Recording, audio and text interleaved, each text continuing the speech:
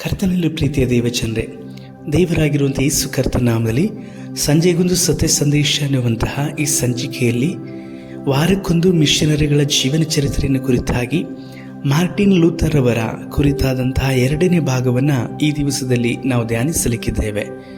ಸಮಯದಲ್ಲಿ ಕರ್ತನ ಸಮ್ಮುಖದಲ್ಲಿ ನಾವು ಪ್ರಾರ್ಥಿಸುತ್ತಾ ನಮ್ಮನ್ನು ಕರ್ತನ ಕರಗಳಿಗೆ ಸಮರ್ಪಿಸಿಕೊಳ್ಳೋಣ. ಮಹಾಪವಿತ್ರನೂ ಉನ್ನತನೂ ಆದಂತಹ ದೇವರೇ, ರಕ್ಷಣೆಯನ್ನು ಬಾಧ್ಯವಾಗಿ ಹೊಂದಬೇಕಾಗಿರುವುದಕ್ಕೋಸ್ಕರವಾಗಿ, ಅಂಥವರ ರಕ್ಷಣೆಗೋಸ್ಕರವಾಗಿ ಈ ಕಡೆಗಾಲದಲ್ಲಿ ನೀವು ಇಡಲ್ಪಟ್ಟಿರುವಂಥ ಉಳಿಗದ ಆತ್ಮಗಳಿಗಾಗಿ ನಾವು ನಿಮ್ಮನ್ನು ವಂದಿಸುತ್ತೇವೆ ಅಪ್ಪ. ಮಾರ್ಟಿನ್ ಲೂಥರ್ನಂತಹ ಅನೇಕ ದೈವಜನಗಳು, ದೈವ ಮಕ್ಕಳುಗಳು ಈ ಕಡೆ ದಿನಮಾನಗಳಲ್ಲಿ ಎದ್ದೇಳಲ್ಪಟ್ಟು ಸಭೆಗಳಲ್ಲಿ ಮಾತ್ರವಲ್ಲದೆ ನಿನ್ನ ವಾಕ್ಯೋಪದೇಶದಲ್ಲಿ ತಪ್ಪಾಗಿ ಬೋಧಿಸುತ್ತಾ ಇರುವಂಥವ್ರ ಪ್ರತಿಯೊಬ್ಬರನ್ನು ಖಂಡಿಸಲಿಕ್ಕೂ, ಗದರಿಸಲಿಕ್ಕೆ, ಎಚ್ಚರಿಸಲಿಕ್ಕೆ ಮಾತ್ರವಲ್ಲದೆ ನಿಮ್ಮ ಪವಿತ್ರವಾದಂಥ ವಾಕ್ಯದ ರಹಸ್ಯಗಳನ್ನು ಇತರರಿಗೆ ತಿಳಿಸುವ ಹಾಗೆ ಒಬ್ಬೊಬ್ಬರನ್ನು ನಿಮ್ಮ ಆತ್ಮನಿಂದ ಅಭಿಷೇಕ ಮಾಡಿ ನಡೆಸಿರಿ ಎಂಬುದಾಗಿ ಪ್ರಾರ್ಥಿಸ್ತೇವೆ. ಕರ್ತನೆ, ಈ ಸಮಯದಲ್ಲಿ ಈ ಸಂದೇಶವನ್ನು ಕೇಳುವಂಥ ಒಬ್ಬೊಬ್ಬರ ಜೀವಿತಗಳನ್ನು ಸಹ ಕಟ್ಟೆರಿ ನಡೆಸಿರಿ. ನಮ್ಮ ರಕ್ಷಕನಾದ ಯೇಸು ಕರ್ತನ ನಾಮದಲ್ಲಿ ತಂದೆಯೇ, ಆಮೇನ್. ಕರ್ತನಲ್ಲಿ ಪ್ರೀತಿಯ ದೇವಜನರೇ, ಕಳೆದ ವಾರದಲ್ಲಿ ಮಾರ್ಟಿನ್ ಲೂಥರ್ ಅವರನ್ನು ಕುರಿತಾಗಿ ನಾವು ಧ್ಯಾನಿಸಲ್ಪಡ್ತಾ ಇದ್ದೆವು. ಅವರು ಕರ್ತನು ಆರಿಸಿ ತೆಗೆದುಕೊಳ್ಳಲ್ಪಟ್ಟಂತಹ ಉತ್ತಮವಾದಂಥ ಆಯುಧವಾಗಿದ್ದರು. ಸತ್ಯವೇದವನ್ನೇ ಓದುವಂಥದ್ದು ಅಪರಾಧ ಎಂಬುದಾಗಿ ಭಾವಿಸಿದ್ದಂತಹ 15ನೇ ಶತಮಾನದಲ್ಲಿ ಸತ್ಯವೇದದ ಆಳವಾದಂತಹ ಸಂಗತಿಗಳನ್ನು ಸಾಮಾನ್ಯವಾದಂಥ ಜನರಿಗೂ ಸಹ ಅರ್ಥವಾಗುವಂಥ ರೀತಿಯಲ್ಲಿ ಹೇಳಲ್ಪಟ್ಟಂಥವರು. ಆ ಕಾಲದಲ್ಲಿ ರೋಮನ್ ಕ್ಯಾಥೋಲಿಕನ ಸಂಪ್ರದಾಯದ ಅನುಸಾರವಾಗಿ ದೇವರಲ್ಲಿ ಭಯಭಕ್ತಿ ಇಟ್ಟಂತಹ ಏರಾಳವಾದಂಥ ಜನಗಳಿದ್ದರು. ಈ ಭಯಭಕ್ತಿಯನ್ನೇ ಪೋಪರು ಮಾತ್ರವಲ್ಲದೆ ಪೋಪನ ಜೊತೆಯಲ್ಲಿದ್ದಂತಹ ಕೆಜೆಟ್ ಅನ್ನುವಂತಹ ವ್ಯಕ್ತಿಗಳು ಸಹ ದುರುಪಯೋಗಪಡಿಸಿಕೊಂಡು ಜನಗಳನ್ನು ಹಣಕ್ಕೋಸ್ಕರವಾಗಿ ಭಕ್ತಿಯ ವೇಷದಲ್ಲಿ, ಭಕ್ತಿಯ ಹೆಸರಿನಲ್ಲಿ ಸಹ ಅವರು ಲೂಟಿಯನ್ನು ಮಾಡ್ತಾ ಇದ್ರು. ತಪ್ಪಾದಂತಹ ಭಾವನೆಗಳನ್ನು, ತಪ್ಪಾದಂತಹ ಬೋಧನೆಗಳನ್ನು ಜನಗಳ ಮೇಲೆ ಅವರು ಹೇರಲ್ಪಟ್ಟು ಅವರ ಪಾಪಗಳ ಕ್ಷಮಾಪಣೆಗೋಸ್ಕರವಾಗಿ ಕ್ಷಮಾಪತ್ರವನ್ನು, ಹಣವನ್ನು ಕೊಟ್ಟು ಖರೀದಿಸುವುದಾದರೆ ನೀವು ಕ್ಷಮೆಯನ್ನು ಹೊಂದಿಕೊಳ್ಳುತ್ತೀರಿ, ಮಾತ್ರವಲ್ಲದೆ ಪರಲೋಕಕ್ಕೆ ಹೋಗಲ್ಪಡ್ತೀರಿ. ನೀವು ಕ್ಷಮಾಪತ್ರವನ್ನು ಖರೀದಿಸಲಿಲ್ಲವಾದರೆ ನರಕಕ್ಕೆ ಹೋಗಲ್ಪಡ್ತೀರಿ. ಅದು ಮಾತ್ರವಲ್ಲದೆ ಸತ್ತವರಾದಂಥ ನಿಮ್ಮ ತಂದೆ ತಾಯಿಗಳು, ಪಿತೃಗಳು ಇವರೆಲ್ಲರೂ ನರಕದಲ್ಲಿದ್ದಾರೆ. ನೀವು ಹಣವನ್ನು ಕೊಟ್ಟು ಕ್ಷಮಾಪತ್ರವನ್ನು ಖರೀದಿಸುವುದಾದರೆ ಅವರನ್ನು ಕೂಡ ನೀವು ನರಕದಿಂದ ಬಿಡಿಸಲ್ಪಟ್ಟು ಪರಲೋಕಕ್ಕೆ ನಡೆಸಬಹುದು ಎಂಬುದಾದಂತಹ ಬೋಧನೆಗಳನ್ನು, ವ್ಯತ್ಯಾಸಕರವಾದಂಥ ಕಾರ್ಯಗಳನ್ನು ಆದ ಕಾಲದಲ್ಲಿ ದೇವರ ಮೇಲೆ ನಂಬಿಕೆ ಇಡಲ್ಪಟ್ಟಂಥ ದೈವ ಮಕ್ಕಳ ಮೇಲೆ ಹೇರಲ್ಪಡ್ತಾ ಇದ್ರು. ಇದೆಲ್ಲವನ್ನ ಮನಗಂಡಂತಹ ವಿದ್ಯಾವಂತನು, ಅಭಿಷಕ್ತನೂ ಆದಂತಹ ಮಾರ್ಟಿನ್ ಲೂಥರ್ ಅವರು ಖಂಡಿಸಲ್ಪಟ್ಟರು. ಮಾರ್ಟಿನ್ ಲೂಥರ್ ಅವರಲ್ಲಿ ದೇವರ ಪ್ರಕಟಣೆಗಳಿತ್ತು, ದೇವರ ವಾಕ್ಯದ ಜ್ಞಾನವಿತ್ತು, ಅಭಿಷೇಕವಿತ್ತು, ದೇವರ ಕರೆಯುವಿಕೆ ಇತ್ತು. ಆದ್ದರಿಂದಲೇ ದೇವರ ಸಹಾಯವು ಮಾರ್ಟಿನ್ ಲೂಥರ್ ಅವರ ಮೇಲೆ ಬಂತು. ಆ ಕಾರಣದಿಂದಾಗಿ ಅವರು ಆ ಕಾಲದಲ್ಲಿ ಜನಗಳನ್ನು ಯಾಮಾರಿಸುತ್ತಿದ್ದಂತಹ, ಮೋಸಪಡಿಸುತ್ತಿದ್ದಂತಹ, ಸುಲಿಗೆ ಮಾಡುತ್ತಿದ್ದಂತಹ ಪೋಪನು ಮಾತ್ರವಲ್ಲದೆ ಪೋಪನ ಸಹಚರರನ್ನು ಸಹ ಖಂಡಿಸಲ್ಪಟ್ಟನು. ಆರಾಧನೆ ನಡೆಯುವಂಥ ಸಮಯದಲ್ಲಿ ಚರ್ಚಿನ ಹೊರಬಾಗಿಲ ಬಳಿಯಲ್ಲಿ ಅವರು ನಿಂತುಕೊಂಡು ಇದನ್ನು ಖಂಡಿಸಿದರು.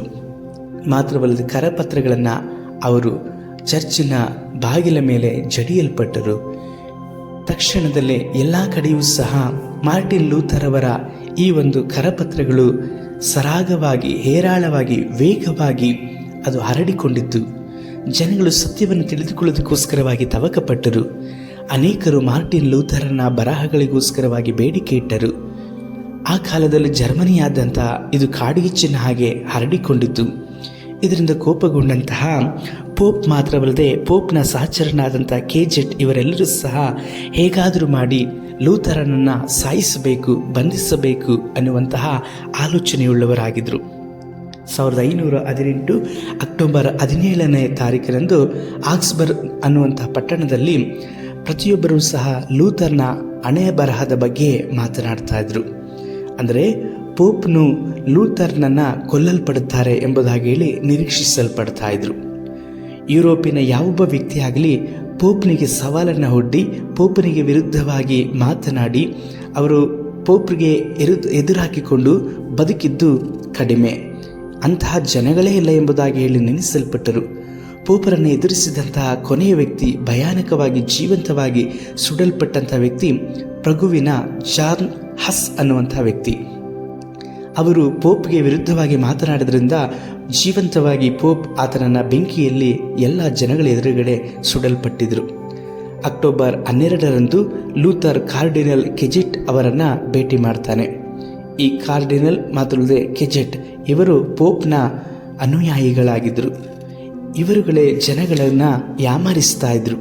ಕ್ಷಮಪತ್ರವನ್ನು ಮಾರಾಟ ಮಾಡ್ತಿದ್ದು ಸಹ ಇವರೇ. ಹಾಗಾಗಿ ಕೆಜೆಟನ್ನನ್ನು ಭೇಟಿ ಮಾಡಿದಂತಹ ಲೂಥರ್ ಅವರು ಅವರಿಗೆ ಹೇಳ್ತಾರೆ, ನಾನು ಎಲ್ಲಿ ತಪ್ತಾ ಇದ್ದೇನೆ, ಪೋಪ್ಗೆ ನಾನು ಯಾವ ರೀತಿಯಲ್ಲಿ ವಿರುದ್ಧವಾಗಿ ಮಾತನಾಡ್ತಾ ಇದ್ದೇನೆ ಹೇಳಿ ಎಂಬುದಾಗಿ ಹೇಳಿ ಎಲ್ಲ ಜನಗಳ ಎದುರುಗಡೆಯಲ್ಲೇ ಅವರು ಕೇಳಿಬಿಟ್ರು. ಜನಗಳೆಲ್ಲರೂ ಸಹ, ಸಭೆಯಾಗಿ ಕೂಡಿದಂಥವರು ಸಹ ದಿಗ್ಭ್ರಮೆಗೊಳ್ಳುತ್ತಾರೆ. ಆದರೆ ಕಾರ್ಡಿನಲ್ ಕೆಜೆಟ್ ಧೃತಿಗೆಡಲಿಲ್ಲ, ಭಯಪಡಲಿಲ್ಲ. ಲೂಥರ್ನ ಸಿದ್ಧಾಂತದ ಆ ಕರಪತ್ರಗಳನ್ನು ತೆಗೆದುಕೊಂಡು ಆತನು ಬರೆದಂಥ 7ನೇ ಸಿದ್ಧಾಂತದಲ್ಲಿ ನಂಬಿಕೆ ಇಲ್ಲದ ಇರುವಂಥವರು ಕರ್ತನ ಭೋಜನ ಇಲ್ಲವೆಂಬುದಾಗಿ ಹೇಳಿ, 51ನೇ ಸಿದ್ಧಾಂತದಲ್ಲಿ ನಂಬಿದವರಿಗೆ ಪೋಪರು ನೀಡುವ ಕೃಪಾ ವಾಗ್ದಾನವು ಮಾತ್ರವಲ್ಲದೆ ಕೃಪಾ ಆಶೀರ್ವಾದವು ಸತ್ಯವೇದಕ್ಕೆ ವಿರುದ್ಧವಾಗಿದೆ ಎಂಬುದಾಗಿ ಹೇಳಿ ನೀನು ಹೇಳ್ತಾ ಇದೆಯಾ? ಲೂಥರನು ತನ್ನ ಸಿದ್ಧಾಂತದಲ್ಲಿ ಅಸತ್ಯವಾದದ್ದು ಎಂದು ನಿರೂಪಿಸಲು ಸತ್ಯವೇದದಿಂದ ಸಾಕ್ಷಿ ಪುರಾವೆಗಳು ನನಗೆ ಬೇಕು. ನನ್ನ ಮಾತುಗಳು ಸತ್ಯವೇದದ ಆಧಾರದಿಂದಲೇ ಇದೆ.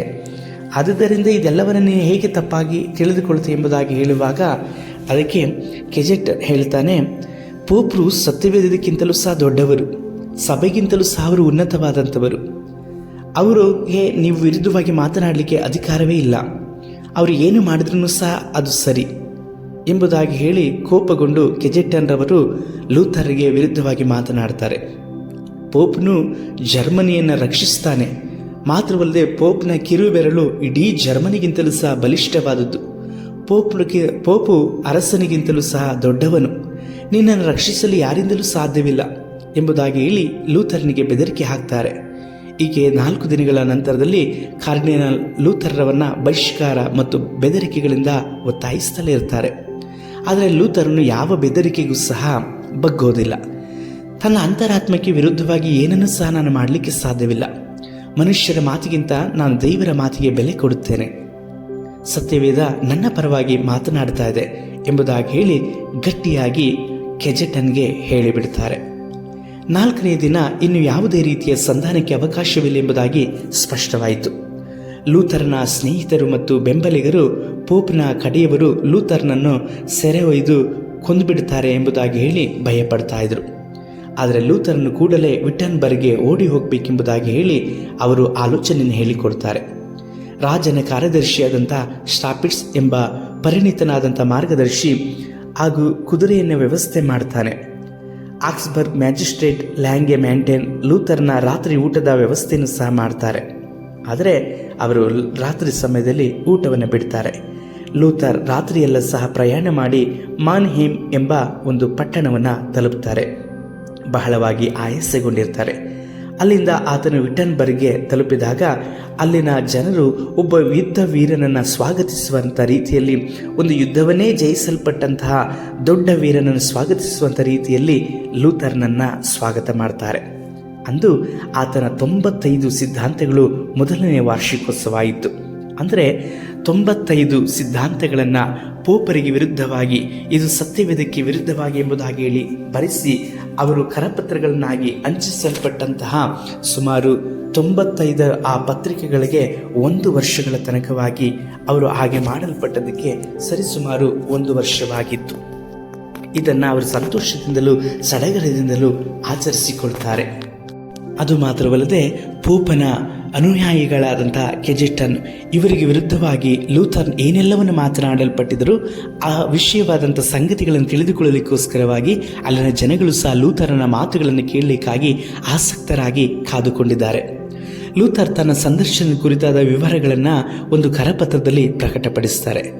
ಜನರು ಅದರ ಪ್ರತಿಗಳನ್ನು ಸಹ ಪಡೆಯಲು ಮುದ್ರಣಾಲಯವನ್ನು ಮುತ್ತಲ್ಪಡ್ತಾರೆ. ಅನೇಕ ಪ್ರತಿಗಳು ಬೇಕು ಎಂಬುದಾಗಿ ಹೇಳಿ ಬೇಡಿಕೆಯನ್ನು ಸಲ್ಲಿಸ್ತಾರೆ.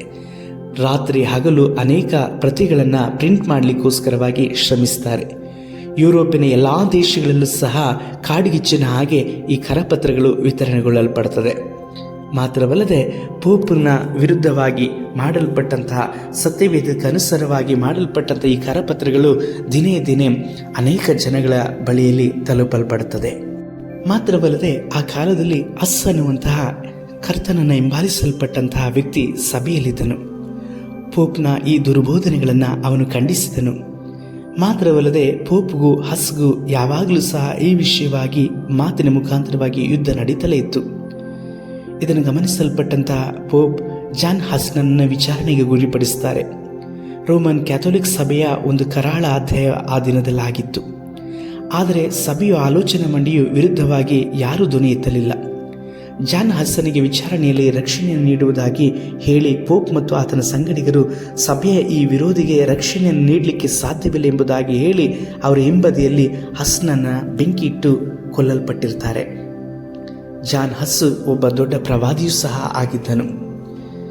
ಈ ಕಾರ್ಯಗಳೆಲ್ಲವೂ ಸಹ ಆ ಕಾಲದಲ್ಲಿ ಐರೋಪ್ಯದಾದಂತಹ ಹೆಸರುವಾಸಿಯಾಗಿತ್ತು. ಆದರೆ ಕರ್ತನು ಲೂಥರನನ್ನು ಬಿಡಿಸಲ್ಪಟ್ಟ ಸಂಗತಿಗಳನ್ನು ಕೇಳಲಿಕ್ಕಾಗಿ ಜನಗಳು ಹಾತೊರೆಯಲ್ಪಡುತ್ತಾ ಇದ್ರು. ಲೂಥರನು ಧೈರ್ಯದಿಂದ ಎಲ್ಲರ ಮುಂದೆ ಸಾಕ್ಷಿಯಾಗಿ ನಿಲ್ಲಲ್ಪಡುತ್ತಾನೆ. ಮಾತ್ರವಲ್ಲದೆ ಮುಂದುವರೆದು ಆತನು 2ನೇ ಕರಪತ್ರಗಳ ತುಣುಕುಗಳನ್ನು ಮಾಡಲಿಕ್ಕಾಗಿಯೂ ಸಹ ಮುದ್ರಣಗಳನ್ನು ಮಾಡಿ ಹಂಚಲಿಕ್ಕೋಸ್ಕರವಾಗಿ ಪ್ರಯತ್ನ ಪಡ್ತಾನೆ. ಆತನು ಬರೆಯಲ್ಪಟ್ಟಂಥ 2ನೇ ಕರಪತ್ರದ ಶೀರ್ಷಿಕೆಗಳು ಅಥವಾ ಅಲ್ಲಿ ಸಂದೇಶದ ಭಾಗಗಳು ಈ ರೀತಿಯಲ್ಲಿತ್ತು: ಪರಿಹಾಸದಿಂದ ಕೂಡಿದ ಹಾಗೂ ಹಣ ಸಂಪಾದಿಸುವ ತಂತ್ರವಾದ ಸತ್ತವರಿಗಾಗಿ ನಡೆದಾಡುವ ಧಾರ್ಮಿಕ ಆರಾಧನೆಯನ್ನು ರದ್ದುಪಡಿಸಬೇಕು.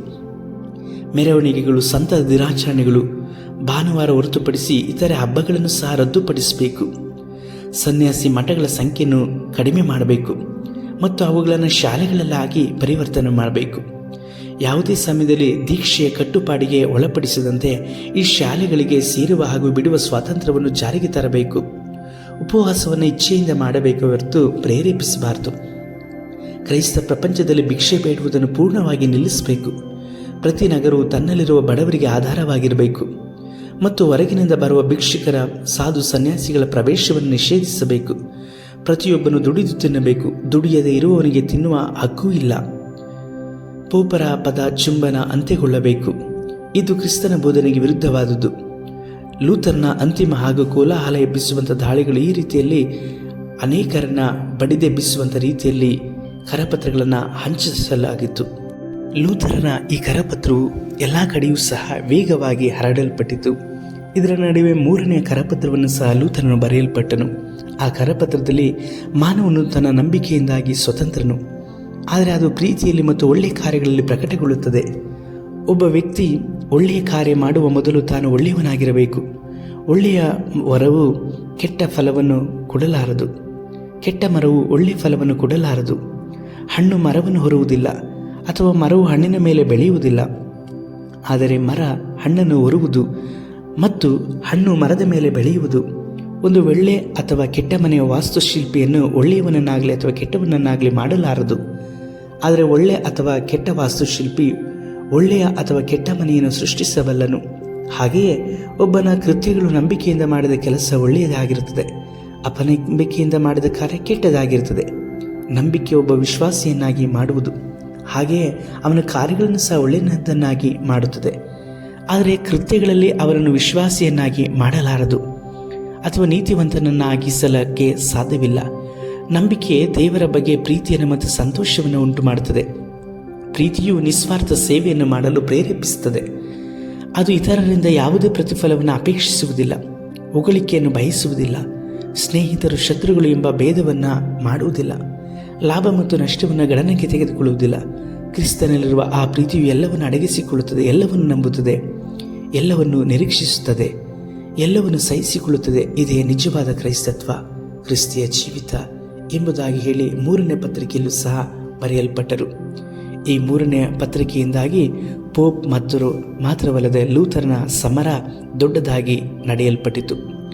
ಲೂಥರನ್ನ ಇನ್ನೂ ಒಂದು ವೇಳೆ ಬಿಟ್ಟು ಬಿಡುವುದಾದರೆ ಪೋಪರ ಅಸ್ತಿತ್ವಕ್ಕೆ ಧಕ್ಕೆ ಬರಬಹುದು ಎಂಬುದಾಗಿ ಹೇಳಿ ಪೋಪರು ಭಾವಿಸಲ್ಪಡ್ತಾರೆ. ಆದ್ದರಿಂದ ಆತನನ್ನು ಹೇಗಾದರೂ ಮಾಡಿ ಸೆರೆಯಲ್ಲಿ ಇಡಬೇಕು. ಆತನನ್ನು ಹೇಗಾದರೂ ಮಾಡಿ ಬಹಿಷ್ಕಾರ ಮಾಡಬೇಕು ಅಥವಾ ಅವನನ್ನು ಸಾಯಿಸಬೇಕೆಂಬುದಾಗಿ ಹೇಳಿ ಪೋಪನು ಆಲೋಚನೆಯನ್ನು ಮಾಡ್ತಾನೆ. ಇದಕ್ಕೆ ಪೋಪನು ಮಾಡಿದಂಥ ಆಲೋಚನೆ ಸುಳ್ಳು ಬೋಧನೆ. ಹೌದು, ಲೂಥರನು ಸುಳ್ಳು ಬೋಧನೆಗಳನ್ನು ಮಾಡಿ ಸಭೆಗಳನ್ನು ಕೆಡಿಸ್ತಾ ಇದ್ದಾನೆಂಬುದಾಗಿ ಹೇಳಿ ಪೋಪನು ಆಜ್ಞೆಯನ್ನು ಹೊರಡಿಸಲ್ಪಟ್ಟು ಲೂಥರನ್ನು ಹಿಡಿಯಲಿಕ್ಕೂ ಮಾತ್ರವಲ್ಲದೆ ಆತನನ್ನು ಬಹಿಷ್ಕಾರ ಮಾಡಲಿಕ್ಕೂ ಮರಣದಂಡನೆಯನ್ನು ವಿಧಿಸಲಿಕ್ಕೂ ಸಹ ಆತನು ಆಜ್ಞಾಪನೆಯನ್ನು ಕೊಡ್ತಾನೆ.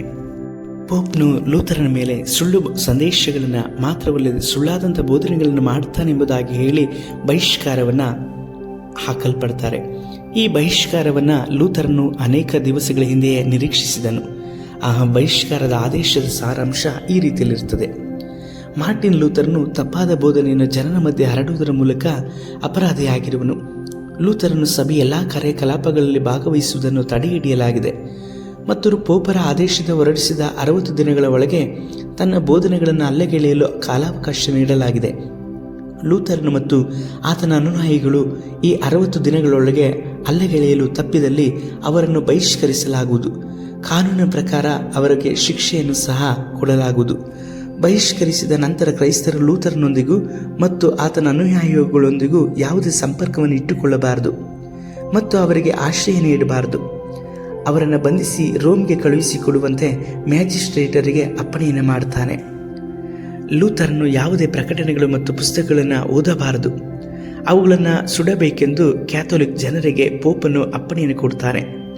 1520 ಡಿಸೆಂಬರ್ 10 ರೋಮನ್ ಕ್ಯಾಥೋಲಿಕ್ ಅನ್ನುವಂಥ ಸಭೆ ಬೇರ್ಪಡಾಗಲ್ಪಡುತ್ತದೆ. ಪೋಪರ ಬಹಿಷ್ಕಾರದ ಆದೇಶವನ್ನು ಲೂಥರನು ಸ್ವೀಕರಿಸಿದ ಕೂಡಲೇ ತನ್ನ ವಿರೋಧವನ್ನು ವಿಟನ್ಬರ್ಗ್ ಮತ್ತು ಪಬ್ಲಿಕ್ ನೋಟರಿಯ ಮುಂದೆ ಕೆಳಕಂಡಂಥ ರೀತಿಯಲ್ಲಿ ವ್ಯಕ್ತಪಡಿಸುತ್ತಾರೆ. ಆತನೇ ಹೇಳಿ ಬರೆದುಕೊಂಡ ಹಾಗೆ ತಪ್ಪನ್ನು ಕುರಿತು ತನ್ನನ್ನು ವಿಚಾರಣೆ ಮಾಡದೆ ಮತ್ತು ಯಾವುದೇ ಕಾರಣವಿಲ್ಲದೆ ಅಥವಾ ಸಾಕ್ಷಿ ಇಲ್ಲದೆ ಆದೇಶ ಹೊರಡಿಸಲಾಗಿದೆ. ಪೋಪರು ಸತ್ಯ ವೇದಕ್ಕೆ ಮೀರಿ ತನ್ನ ಅಭಿಪ್ರಾಯಗಳನ್ನು ಎತ್ತಿ ಹಿಡಿದಿದ್ದಾರೆ. ಸಭೆಯ ಆಲೋಚನಾ ಮಂಡಳಿಗೆ ತನ್ನದೇ ಆದ ಅಸ್ತಿತ್ವವಿಲ್ಲವೆಂದು ಘೋಷಿಸಿ ಆಲೋಚನಾ ಮಂಡಳಿಯ ಸಭೆ ಸೇರಿಸಲು ತಿರಸ್ಕರಿಸಿರುವ ಪೋಪರ ನಡವಳಿಕೆ ಉದ್ದಟತನ ಮತ್ತು ಕೆಟ್ಟದ್ದಾಗಿ ಇದೆ ಎಂಬುದಾಗಿ ಹೇಳಿ ಪೋಪರ ಹೇಯವಾದಂಥ ಆದೇಶಕ್ಕೆ ವಿರೋಧವಾದಂತಹ ನಾಮಾಂಕಿತವಾದಲ್ಲಿ ಒಂದು ಕರಪತ್ರವನ್ನು ಸಹ ಲೂಥರನು ಪ್ರಕಟಪಡಿಸುತ್ತಾರೆ. ಈ ಕರಪತ್ರದಲ್ಲಿ ತನ್ನ ಮೇಲೆ ಹೊರಿಸಿದ ಪ್ರತಿಯೊಂದು ಆರೋಪವನ್ನು ಸತ್ಯವೇದದ ಆಧಾರದ ಮೇಲೆ ಸಮರ್ಥಿಸಿಕೊಳ್ತಾರೆ. ಸತ್ಯವೇದದ ಪ್ರಕಾರ ಪೋಪ್ ಸುಳ್ಳುಗಾರನೆಂದು ಪೋಪರ ವಿರುದ್ಧವಾಗಿ ತನ್ನ ನಿಲುವನ್ನು ಸಮರ್ಥಿಸಿಕೊಂಡನು. ಚಕ್ರವರ್ತಿಗಳು, ಅರಸರು ಮತ್ತು ಯುರೋಪಿನ ಸಮಸ್ತ ದೇಶಗಳು ತಲೆಬಾಗುತ್ತಿರುವ ಈ ಭೂಮಿಯಲ್ಲೇ ಅತಿ ಉನ್ನತವಾದ ಪೋಪರ ಅಧಿಕಾರವನ್ನು ಪ್ರತಿಭಟಿಸುತ್ತಾ ರೋಮನ್ ಕ್ಯಾಥೋಲಿಕ್ ಸಭೆಯಿಂದ ಸಂಪೂರ್ಣವಾಗಿ ಬೇರ್ಪಡುವ ದಿಟ್ಟ ಹೆಜ್ಜೆಯನ್ನು ಲೂಥರನು ಹಿಡಲ್ಪಡ್ತಾರೆ. ಡಿಸೆಂಬರ್ 10 ಪೋಪರ ಆದೇಶವನ್ನು ಜನರ ಸಮ್ಮುಖದಲ್ಲಿ ಸುಡುವುದಾಗಿ ಘೋಷಿಸುತ್ತಾರೆ. 600 ವಿದ್ಯಾರ್ಥಿಗಳು, ಪ್ರಾಧ್ಯಾಪಕರು ಮಾತ್ರವಲ್ಲದೆ ಸಾವಿರಾರು ಜನಗಳು ಸಹ ಪೋಪರನ್ನು ಅನುಸರಿಸದಂತೆ ಅವರನ್ನು ತಿರಸ್ಕರಿಸಲ್ಪಟ್ಟು ಲೂಥರನು ಬೋಧಿಸಲ್ಪಟ್ಟಂಥ ಸತ್ಯವೇದದ ವಾಕ್ಯಕ್ಕೆ ತಮ್ಮನ್ನು ಒಪ್ಪಿಸಿಕೊಡಲ್ಪಡ್ತಾರೆ. 1520 ಡಿಸೆಂಬರ್ 10 ನಿಗದಿತ ಸ್ಥಳದಲ್ಲಿ ಪೋಪರನ್ನು ಅವರು ವಿರೋಧಿಸಲ್ಪಡ್ತಾರೆ. ಮಾತ್ರವಲ್ಲದೆ ಹೊಸದಾದಂಥ ಧರ್ಮಸ್ಥಾಪನೆಗೂ ನೀತಿಯ ಮಾರ್ಗದಲ್ಲಿ ಸಹ ಸತ್ಯವೇದದ ಅನುಸಾರವಾಗಿ ನಡೆಯಲಿಕ್ಕೂ ಸಹ ತಮ್ಮನ್ನು ಒಪ್ಪಿಸಿಕೊಡಲ್ಪಡ್ತಾರೆ. ಇದನ್ನು ಕೇಳಿದಂಥ ಪೋಪರು ಇವರನ್ನು ಬಹಿಷ್ಕರಿಸಲ್ಪಡ್ತಾರೆ. ದಿನೇ ದಿನೇ ಹೋರಾಟಗಳು, ವೈರಿಗಳು ಲೂಥರನ್ನ ಸಾಯಿಸಲಿಕ್ಕೋಸ್ಕರವಾಗಿ ಅನೇಕ ತಂತ್ರಗಳನ್ನು ಮಾಡಲ್ಪಡ್ತಾರೆ. ಇದರ ನಡುವೆಯೂ ಸಹ ಕರ್ತನ ಸಹಾಯವನ್ನು ಹೊಂದಿಕೊಂಡಂತಹ ಲೂಥರನು ಅನೇಕರಿಗೆ ಸತ್ಯ ಸುವಾರ್ತೆಯನ್ನು ಸಾರಲ್ಪಟ್ಟು ಅನೇಕರು ರೋಮನ್ ಕ್ಯಾಥೋಲಿಕ ಸಂಪ್ರದಾಯವನ್ನು ಬಿಟ್ಟು ಲೂಥರನ್ನ ಆತನು ಬೋಧಿಸಲ್ಪಟ್ಟಂಥ ಸತ್ಯವೇದವನ್ನು ಅವರು ಅನುಸರಿಸಲ್ಪಡ್ತಾರೆ. ಮಾತ್ರವಲ್ಲದೆ ಲೂಥರನು ಅನೇಕ ಭಾಷೆಗಳಲ್ಲಿ ಹೊಸ ಒಡಂಬಡಿಕೆಯನ್ನು ಬರೆಯಲಿಕ್ಕೂ ಸಹ ಅವರು ಪ್ರಾರಂಭಿಸ್ತಾರೆ. ಅದು ಮಾತ್ರವಲ್ಲದೆ ಲೂಥರನನ್ನು ನಂಬಿ ಆತನ ಬೋಧನೆಗಳನ್ನು ನಂಬಿ ಬಂದಂಥವರ ನಡುವೆ ಸಹ ಸಭೆಯನ್ನು ಪ್ರಾರಂಭ ಮಾಡ್ತಾರೆ. ಸಭೆಯಲ್ಲಿ, ಶಾಲೆಯಲ್ಲಿ, ಮನೆಯಲ್ಲಿ ಸತ್ಯವೇದವನ್ನು ಓದುವುದನ್ನಾಗಿ ಮಾತ್ರವಲ್ಲದೆ ಪ್ರತಿಯೊಬ್ಬರು ಸತ್ಯವೇದವನ್ನು ಓದುವ ಹಾಗೆ ಭಾಷಾಂತರವನ್ನು ಸಹ ಮಾಡ್ತಾರೆ. ಲೂಥರನ್ ಭಾಷಾಂತರದಲ್ಲಿ ಫ್ರೆಂಚ್, ಡಚ್ ಮಾತ್ರವಲ್ಲದೆ ಇಂಗ್ಲಿಷ್ ಭಾಷೆಗಳಲ್ಲಿ ಸಹ ಪ್ರೊಟೆಸ್ಟೆಂಟ್ ಭಾಷಾಂತರಗಳು ಬರಲ್ಪಡ್ತದೆ. ಸತ್ಯವೇದ ಒಂದು ಪರಭಾಷೆಯ ಪರದೇಶದ ಪುಸ್ತಕ ಎನ್ನುವಂಥ ಭಾವನೆಗಳನ್ನು ಲೂಥರನ್ ತೊಡೆದು ಹಾಕಲ್ಪಡ್ತಾರೆ. ಎಲ್ಲರ ಕೈಗಳಿಗೂ ಸಹ ಸತ್ಯವೇದ ಸಿಕ್ಕಬೇಕು ಎಂಬುದಾಗಿ ಹೇಳುವಂಥದ್ದು, ಎಲ್ಲರ ಕೈಗಳೂ ಸಹ ಸತ್ಯವೇದವನ್ನು ಸಿಕ್ಕಿ ಓದಬೇಕೆಂಬುದಾಗಿ ಅನ್ನುವಂಥದ್ದೇ ಲೂಥರನ ಮಹದಾಸೆಯಾಗಿತ್ತು. ಇಲ್ಲಿಂದ ಮುಂದೆ ಸುಧಾರಣೆಗೆ ಸುಧಾರಕರನ್ನು ಆಶ್ರಯಿಸಬೇಕಾಗಿಲ್ಲ. ಮತ್ತು ಪ್ರತಿಯೊಬ್ಬರು ಈ ದೈವಿಕ ಪುಸ್ತಕವನ್ನು ಓದಿರುವುದರ ಮೂಲಕ ದಿನನಿತ್ಯದ ಆತ್ಮಿಕ ಜೀವಿತಕ್ಕೆ ಮಾರ್ಗದರ್ಶಿಯನ್ನಾಗಿ ಮಾಡಲಿಕೊಳ್ಳಾಯಿತು. ಇದು ಜನಸಾಮಾನ್ಯರಿಗೆ ಒಂದು ಅದ್ಭುತವಾದ ಅಮೋಘವಾದಂಥ ದೊಡ್ಡ ಆಶೀರ್ವಾದವಾಗಿ ಹೊಸ ಒಡಂಬಡಿಕೆಯ ಸತ್ಯವೇದ ಅನೇಕರ ಕೈಗಳಿಗೆ ಕೊಡಲ್ಪಟ್ಟಿತು. ಲೂಥರನು ಬರೆದಂಥ ಸತ್ಯವೇದವು ಅನೇಕ ಜನಗಳಿಗೆ ಕೈಗೆ ಸಿಗಲ್ಪಡುತ್ತದೆ. ಅವರು ಸತ್ಯವನ್ನು ಅನುಸರಿಸಲ್ಪಟ್ಟರು.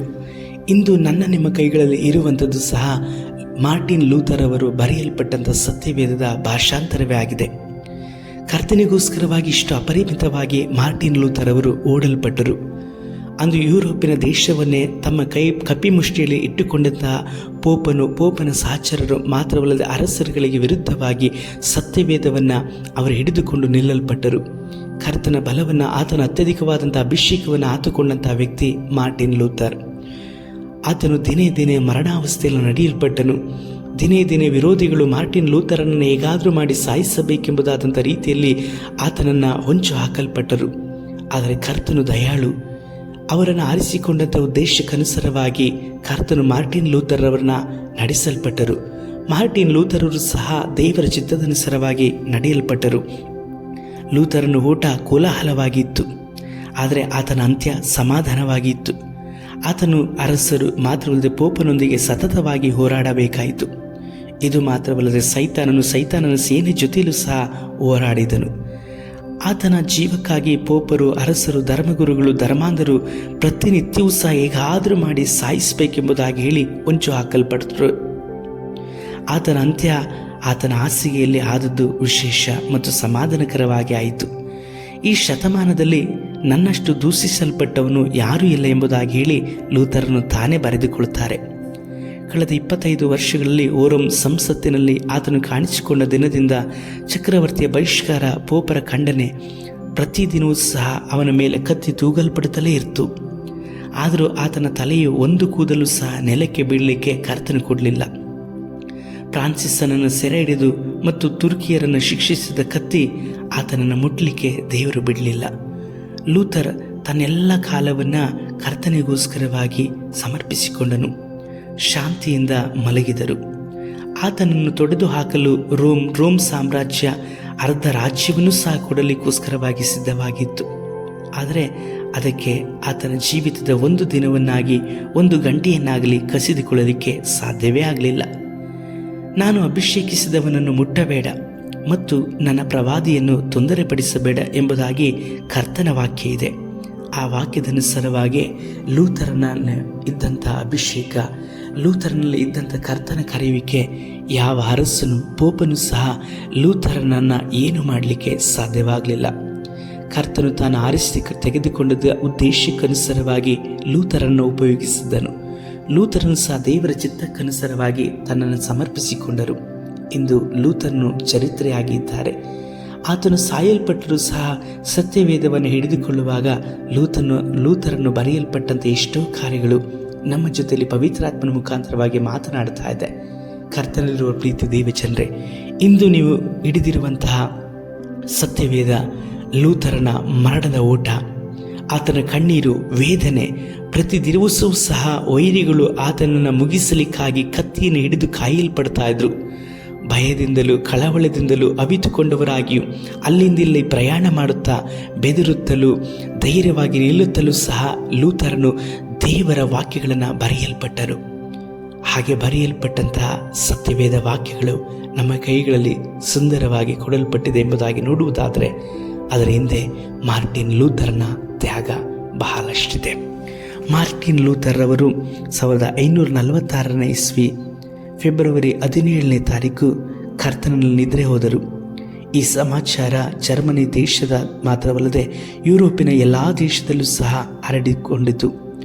ಆತನನ್ನು ಅನುಸರಿಸುವಂತಹ, ಆತನು ಬರೆಯಲ್ಪಟ್ಟಂತಹ ವಾಕ್ಯಗಳನ್ನು, ಸತ್ಯವೇದವನ್ನು ಅನುಸರಿಸಲ್ಪಟ್ಟಂಥ ಲಕ್ಷಾಂತರ ಜನಗಳು ಆತನನ್ನು ರಾಜನಿಗೆ ಸಲ್ಲಿಸುವಂತಹ ರೀತಿಯಲ್ಲಿ ಗೌರವವನ್ನು ಸಲ್ಲಿಸಲ್ಪಟ್ಟು ಆತನನ್ನು ಕರ್ತನ ಕಾರ್ಯಗಳಿಗೆ ಮಣ್ಣಲ್ಲಿ ಒಪ್ಪಿಸಿಕೊಡಲ್ಪಡ್ತಾರೆ.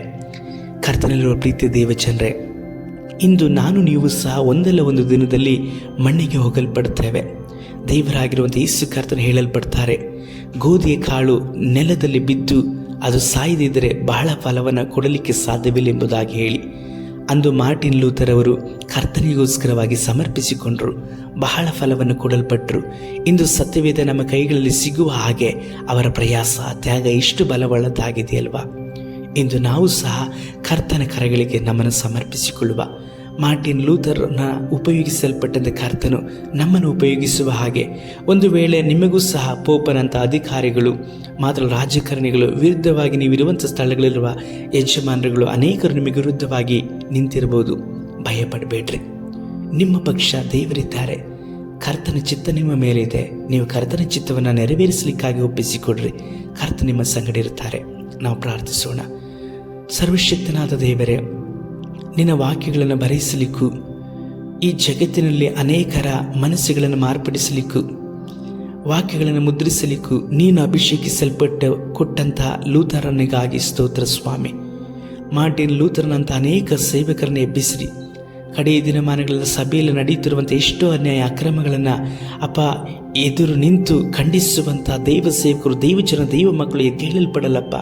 ಪ್ರತಿಯೊಬ್ಬೊಬ್ಬರು ನಿನ್ನ ಆತ್ಮನಿಂದ ತುಂಬಲ್ಪಟ್ಟು ಸತ್ಯದ ಅನುಸಾರವಾಗಿ ಜೀವಿಸಲಿಕ್ಕಾಗಿ, ನಿನ್ನ ವಾಕ್ಯದ ಅನುಸಾರವಾಗಿ ಜೀವಿಸುವಂಥ ಹೃದಯಗಳನ್ನು ಒಬ್ಬೊಬ್ಬರಿಗೆ ಕೊಡ್ರಿ. ನೀವು ಅಂತಹ ಲೂಥರನನ್ನು ಎಬ್ಬಿಸುವುದಕ್ಕಾಗಿ ಸ್ತೋತ್ರ.